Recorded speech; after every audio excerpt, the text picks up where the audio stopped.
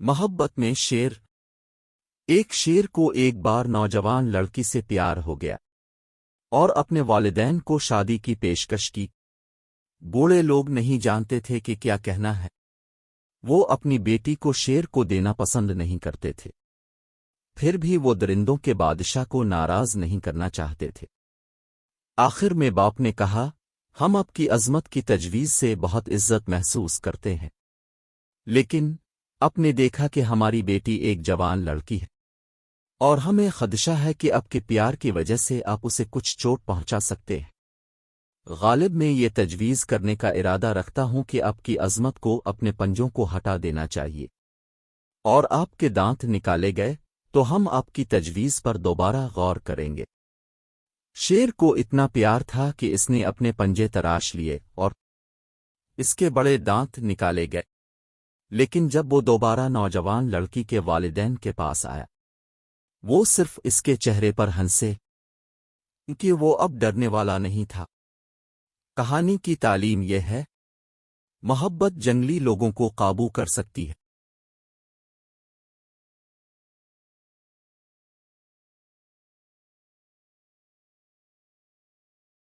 چرواہے کا لڑکا۔ ایک بار ایک نوجوان چرواہا تھا جو ایک تاریک جنگل کے قریب پہاڑ کے دامن میں اپنی بھیڑیں چراتا تھا۔ سارا دن اس کے لیے تنہا تھا، اس لیے اس نے ایک ایسا منصوبہ سوچا جس کے ذریعے وہ تھوڑی سی کمپنی اور کچھ جوش حاصل کر سکے۔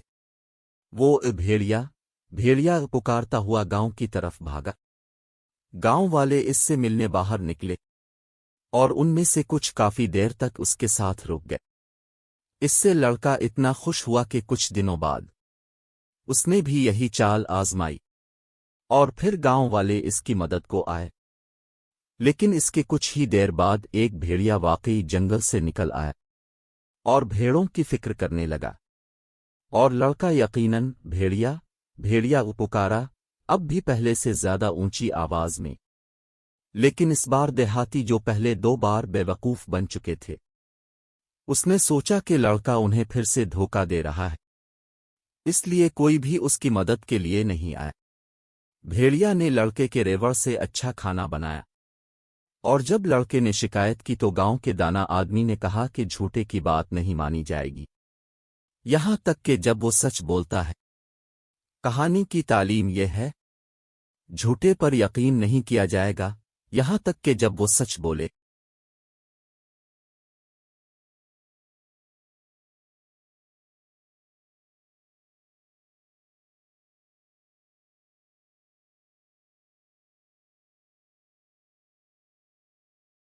لومڑی اور سارس۔ ایک وقت میں لومڑی اور سارس ملاقات کی شرائط پر تھے اور بہت اچھے دوست لگ رہے تھے۔ تو لومڑی نے سارس کو کھانے پر مدعو کیا اور ایک مذاق کے لیے اس کے سامنے کچھ نہیں رکھا، لیکن ایک بہت عقلی ڈش میں کچھ سوپ۔ یہ لومڑی آسانی سے گود لے سکتی ہے، لیکن سارس صرف اس میں اپنے لمبے بل کے آخر کو گیلا کر سکتا تھا اور کھانا اسی طرح چھوڑ دیا جیسے اس نے شروع کیا۔ مجھے افسوس ہے، فاکس نے کہا، سوپ آپ کی پسند کے مطابق نہیں ہے۔ دعا کرو، معافی مت مانگو، سارس نے کہا۔ مجھے امید ہے کہ آپ یہ دورہ واپس کریں گے اور جلد ہی میرے ساتھ آ کر کھانا کھائیں گے۔ چنانچہ ایک دن مقرر کیا گیا جب لومڑی کو سارس کا دورہ کرنا چاہیے، لیکن جب وہ میز پر بیٹھے تھے، ان کا رات کا کھانا تنگ منہ کے ساتھ ایک بہت لمبی گردن والے جار میں رکھا گیا تھا جس میں لومڑی اپنی تھوتنی نہیں ڈال سکتی تھی۔ وہ صرف اتنا کر سکتا تھا کہ وہ باہر سے برتن کو چاٹ لے۔ میں رات کے کھانے کے لیے معافی نہیں مانگوں گا، سارس نے کہا، کیونکہ ایک برا مول دوسرے کا مستحق ہے۔ کہانی کی تعلیم یہ ہے، ایک برا مول دوسرے کا مستحق ہے۔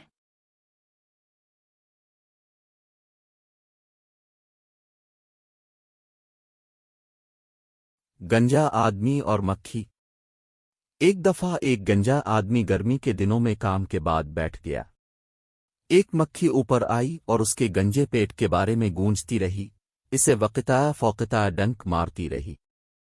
اس شخص نے اپنے چھوٹے دشمن کو نشانہ بنایا، لیکن اس کی ہتھیلی اس کے سر پر آ گئی اور پھر مکھی نے اسے ستایا، لیکن اس بار آدمی سمجھدار تھا اور کہا کہ تم اپنے آپ کو صرف اس صورت میں زخمی کرو گے جب تم حقیر دشمنوں کا نوٹس لیں گے۔ کہانی کی تعلیم یہ ہے، آپ صرف اپنے آپ کو زخمی کریں گے اگر آپ حقیر دشمنوں کا نوٹس لیں گے۔